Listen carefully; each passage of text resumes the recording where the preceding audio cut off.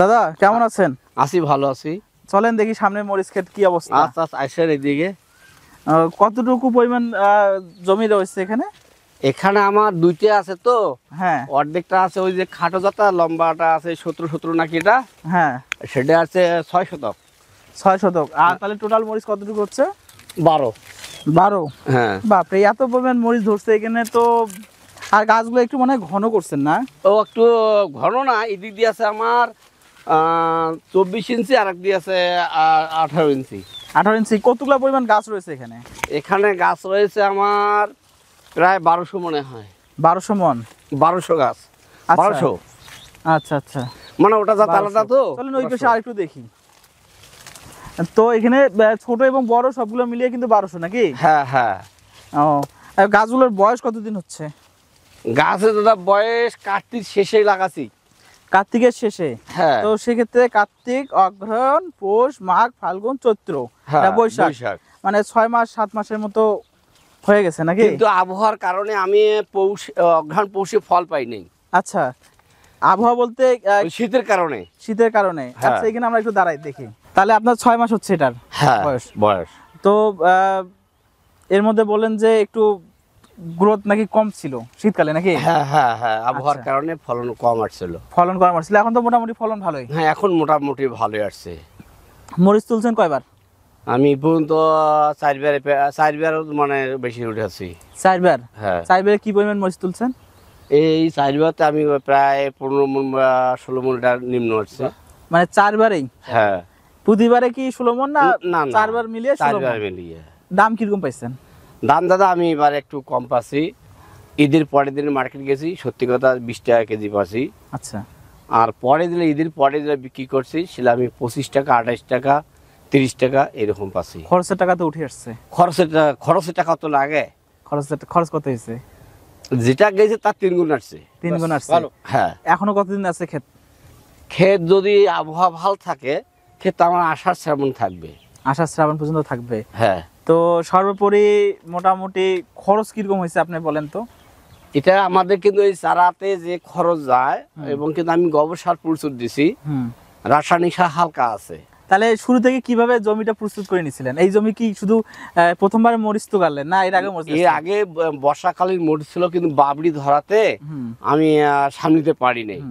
মনের অনুরাগে আমি ফেলে রাখছি, মনে কার্তিক মাসে দেখবো। এই যে আবহাওয়া, তাছাড়া গাড়ি ঢুকার ঘাটা নাই। এই কুশের ক্ষেতের জন্য গাড়ি আসে না, কুশেরও বিক্রি হয় না, গাড়িও ঢোকে না। আচ্ছা। কুশের লাস্টে কার্তিক মাসে গেছে, তারপর এই চাষ করিয়া কার্তিক মাসে শেষে লাগা আছে এই মরিচটা। তাই মোটামুটি তো তাহলে এখন এইটাতে বাবরি যে সমস্যা ছিল, তারপরে এখন এটাতে মোটামুটি অতটা সমস্যা নাই। হ্যাঁ হ্যাঁ। আচ্ছা, তো জমি যে তৈরি করে নিছেন, তো জমি তৈরি করার সময় কি কি করছিলেন?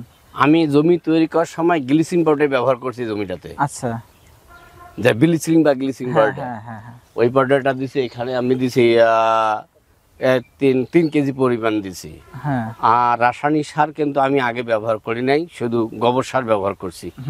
গাড়ার সময় কোনো রাসায়নিক সার ব্যবহার করি নাই। গাড়ার কিছুদিন পর গাছের গোড়ে একটু হালকা করিয়া করিয়া দিয়া আবার সারটাতে ঢাকি রাখছি। তারপরে লাঙ্গল চাষ করছি, এদিক দিয়ে ঘাস হইতে দেই নেই। তারপরে যখন গাছ একটু লম্বা হয়েছে, তখন বেড সিস্টেম আছে, এই যে 2 লাইন পর পরটা করে বেড। আচ্ছা, তারপরে বাকি যে পরিচর্যাগুলো। হ্যাঁ। তারপর এটা জাত কি ছিল বললেন? 1717। এটা তো এই জাতটা নিয়ে তো সম্ভবত ভাই আপনি মনে হয় এটা নিয়ে কাজ করেন, তো এই জাতটা সম্পর্কে আপনার কাছে একটু জানবো। প্রথমে আপনার পরিচয়টা একটু দিবেন। আচ্ছা, আমার নাম মোহাম্মদ কামরুজ্জামান টুটুল, আমি regional manager plantain agro limited, Rangpur. আচ্ছা। এই জাতটা আমাদের একটা যুগান্তকারী একটা জাত। এটা দেখাই যাচ্ছে যে কি পরিমাণ এর ফলন বর্তমানে মাঠে দৃশ্যমান। হ্যাঁ। আর এই জাতটা স্পেশালি আমরা সারা বছর তো এটা খুবই ভালো হয়, তবে বর্ষার জন্য আমরা এটাকে সাজেস্ট করতেছি, কারণ বিগত 5 বছর এই জাতটা বর্ষায় খুব ভালো করছে। আচ্ছা। হ্যাঁ হ্যাঁ। আমি আশা করব ভাইয়ের এই মাঠ যদি সামনে বর্ষা খুব সন্নিকটে, বর্ষার মধ্যেও এই মরিচ থাকবে এবং উনি খুব ভালো রকমের লাভবান হবেন এই প্লান্টেন এগ্রো 1717 জাতটি করে। আচ্ছা, তো আপনি তো এর আগে মনে হয় নরমালি যে জাতগুলো রয়েছে কিংবা বাজার থেকে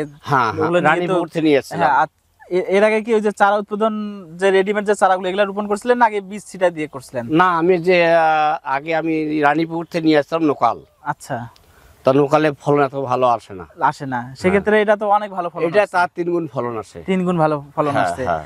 আচ্ছা, একটা বিষয় কি ফলন আসছে ঠিক আছে, আমি আমার জায়গা থেকে একটা বিষয় আপনাকে পরামর্শ হিসাবেও নিতে পারেন অথবা যেভাবে নেন না কেন, এখানে আপনি কিন্তু নরমালি মাটিতে রোপণ করছেন।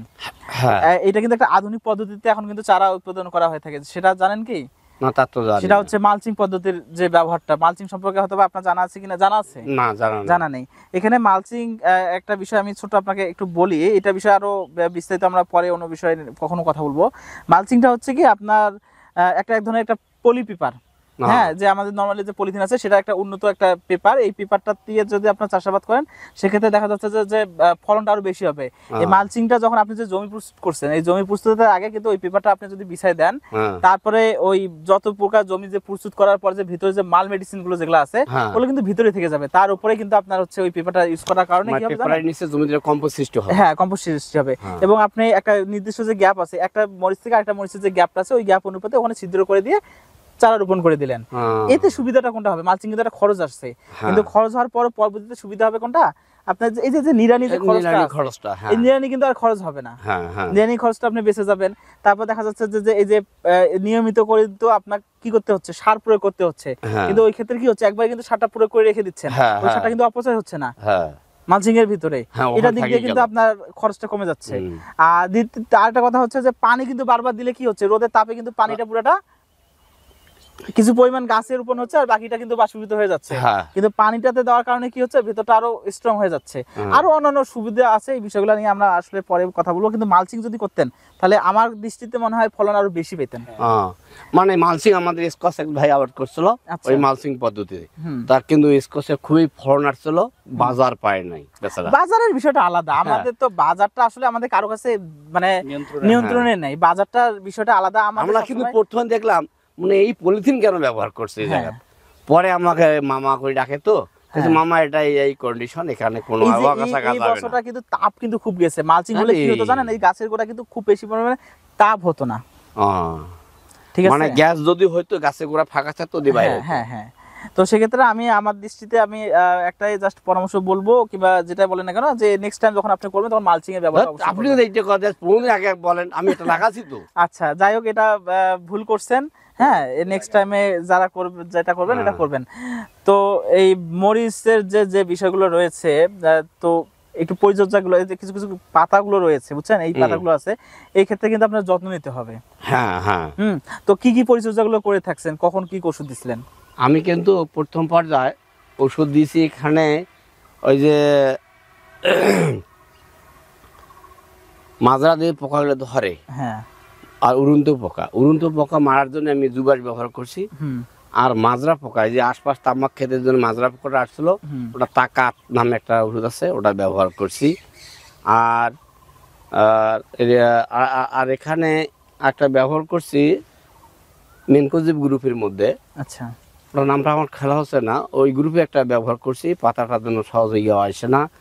আর গাছের প্রোটিনের অভাবের কারণে এখানে ব্যবহার করা হয়েছিল, যে ওটা কি বলে, চিকন চিকন চিনির মতো জিঙ্ক, এক ধরনের ওটা জিঙ্ক, বোরন আমি ব্যবহার করছি। তো ভাই, এই যে উনি যে ব্যবহারগুলো করছেন এই বিষয়ে আরো যেন ভালো ফলন আসে, এই বিষয়ে আপনি কিছু একটু পরামর্শ যদি দিতেন। আসলে মরিচ ফসল, মরিচের দুইটা রোগ থাকে আমরা সবাই জানি, একটা হচ্ছে মাকড় আর একটা হচ্ছে ভাইরাস। এই দুটোকে আমাদের নির্ণয় জানতে হবে কোনটা মাকড় আর কোনটা ভাইরাস। এই ক্ষেত্রে শিডিউল স্প্রে আছে, সেটা আমরা আপনাকে জানিয়ে দিচ্ছি।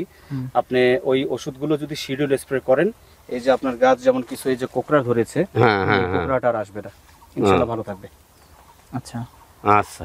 আর এই যে চারাগুলো রয়েছে, যেমন এমনি 17 একটা ভালো ফলন, যেটা আমরা মানে কি সচক্ষে আমরা প্রমাণ পেলাম, তো এরকম আরো কি উন্নত জাত রয়েছে আপনাদের কাছে? এরকম আমাদের আরো করলার জাত রয়েছে, মুঘল, খুবই সুন্দর হয়, খুব ভালো ফলন হয়। এছাড়াও আমাদের সামনে ফুলকপি আসতেছে, পাতাকপি আসতেছে, সামনে টমেটো, এছাড়াও ঝিঙ্গা, ধুন্দল, মরিচ তো দেখতেই পেলেন আমাদের কেমন ফলন। মোটামুটি ভালো। ওই আপনি মোবাইলে আমি দেখতে বলেন ওই বড় ভাই দেখাইছেন, আর আমি তখন দিয়েছি মানে আমাকে এই জাত দেন। আচ্ছা মানে ছবি তো আর যদি যদি না থাকতো ওর ছবিটা কিভাবে উঠবে? হ্যাঁ হ্যাঁ অবশ্যই অবশ্যই। হ্যাঁ তো যাই হোক, কথা বলে আপনাদের সঙ্গে কথা বলে অনেক ভালো লাগলো। আচ্ছা। তো আরো অন্য কোনো ভিডিওতে আপনাদের সঙ্গে আরো অন্যান্য বিষয় নিয়ে কথা বলা হবে। তো আমাকে সময় দেওয়ার জন্য আপনাদেরকে অসংখ্য ধন্যবাদ। আচ্ছা ঠিক আছে, আপনাদেরকে আমি জানাই শেষ শুভেচ্ছা এবং ধন্যবাদ। হ্যাঁ। হচ্ছে আমার এই গরিবের খেতে আসছেন, আপনি চরণধুলি পেয়েছি, আমি খুবই আনন্দিত। বুঝছেন? হ্যাঁ, হ্যাঁ। আমরাও আনন্দিত। তা সুপ্রিয় দর্শক, আমরা এতক্ষণ কথা বললাম একটি মরিচ ক্ষেত থেকে, যেখানে উনি চারা উৎপাদন করে মোটামুটি দেখছেন যে 4 বার অলরেডি উনি কিন্তু হারভেস্ট করেছেন। আরও মোটামুটি মাস 2 থেকে 3 উনি হারভেস্ট করতে পারবেন এবং ভালো ফলন পেয়েছে। তো এ ধরনের মরিচের চারা যারা সংগ্রহ করতে চান তারা অবশ্যই স্ক্রিনে দেওয়া নাম্বার থেকে যোগাযোগ করতে পারেন। এবং মরিচ বিষয় হোক কিংবা যে কোনো সবজি বিষয় হোক, কোনো কিছু জানা থাকলে অবশ্যই আপনারা কমেন্টস করবেন। আমরা চেষ্টা করবো আমাদের জায়গা থেকে পরামর্শ দেওয়ার জন্য। দেখা হবে অন্য কোনো ভিডিওতে। সে অবধি ভালো থাকেন, সুস্থ থাকেন।